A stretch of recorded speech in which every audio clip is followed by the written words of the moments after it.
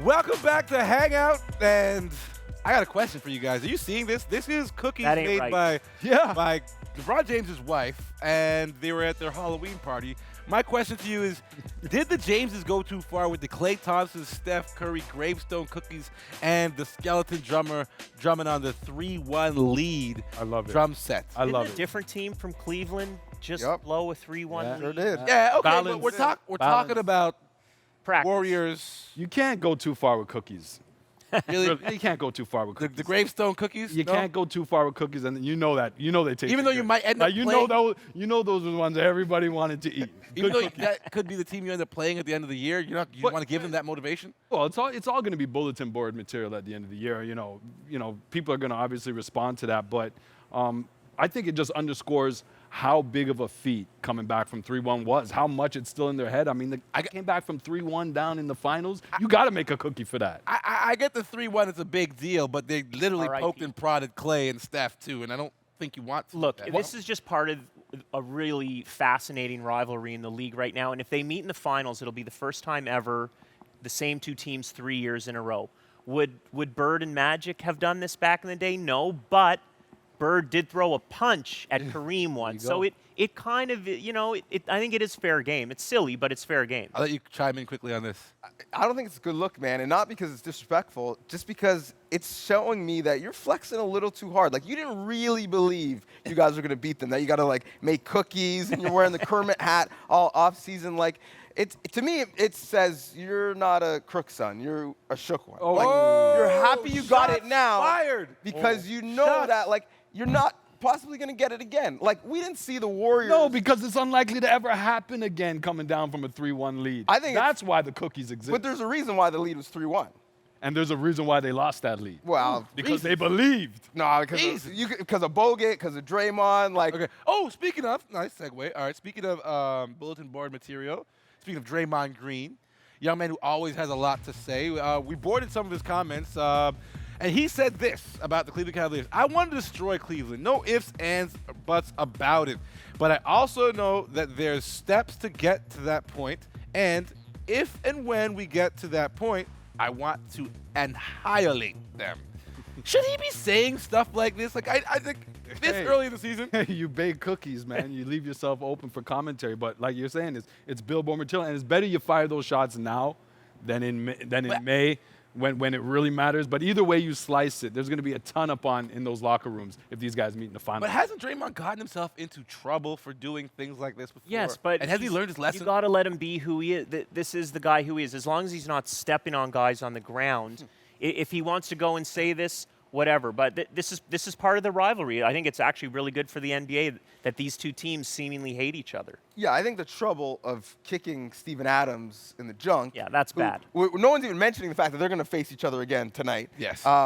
That's bad. But listen, we ask these athletes so many questions all the time, and they give us nothing really, right? Like, it's just part of the process. We're just trying to get better every day. We respect 110%. each one, Just another 110%, game. Right? So finally, when someone keeps it 100% real, and sometimes keeping it real goes wrong, but when he keeps it real, often. I know that I'm not too going to well. be mad at him. Thank you, Draymond. Okay, all right. We're thanking Draymond for his comments. Let's move on to something I think pretty significant when you talk about college players stepping up. I'm very proud of this young man, Ben Simmons. He recently, during his freshman year at Louisiana, his freshman and final year at LSU, had a documentary crew with him, and they shot a documentary called One and Done, which will be airing Friday on Showtime. And in that documentary, young Benjamin Simmons says, the NCAA is really effed up.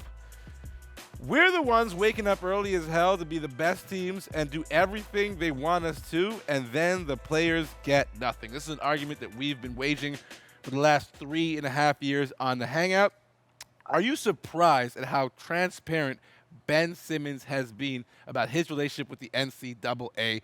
I will start with you because you actually spent a lot of time interviewing NCAA athletes, Mr. Bennett. Yeah, I mean, to qualify his statements, he doesn't get nothing. He has world-class facilities. He has. Well, it's LSU, so it's not world class. Well, but they're facilities.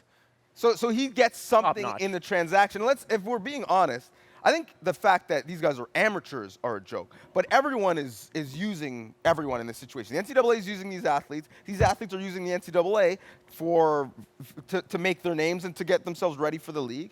And some who never make the league are using the NCAA for a great experience and education. So I respect the comments, but they should be couched a little bit. Your thoughts, Dan? Okay. Ben Simmons isn't wrong. The NCAA does, in a way, take advantage of these athletes, especially a top-notch blue chip like Ben Simmons. But if you went to, say, I don't know, Pascal Siakam, would you and ask him, is the NCAA effed up?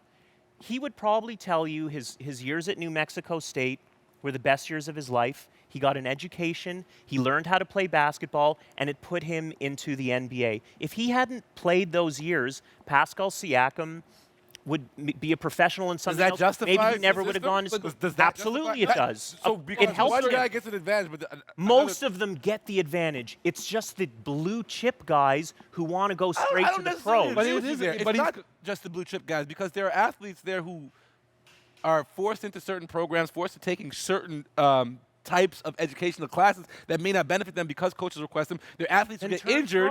Then turn pro. Yeah, but not all of them can. But I think Simmons is talking from the prospect, from the outlook of that blue chip athlete. And let's face it, there's one or two of those guys on a team, if that many. And so when you look at his options, yeah, he can blow off school and he can tell it like it is and he can be transparent. But for every Ben Simmons, there's 6, 7, 8 guys on the team that believe the same thing, that believe this is going to translate into something. And they don't always take advantage of the situation. They often treat it just like Ben did. They blow off school. They do because they think they've got a guaranteed ride. A lot of them leave higher education uneducated because of that. But those guys are the ones who are getting the education, who are going to need it down the road. They're going to need it, but they don't necessarily take it. The only way you can solve this problem is if you tie playing time and money to grades. Look, I believe they should get paid. I'm not saying they shouldn't get paid. Absolutely. But come on, like Pascal Siakam, there's a lot of examples of guys who get there into the are examples NBA. on both sides of the fence. Let me out. just throw something out here. Ben Simmons knew that he needed a 1.8 GPA to qualify for the second half of the season. So he got that, and he never went to class again.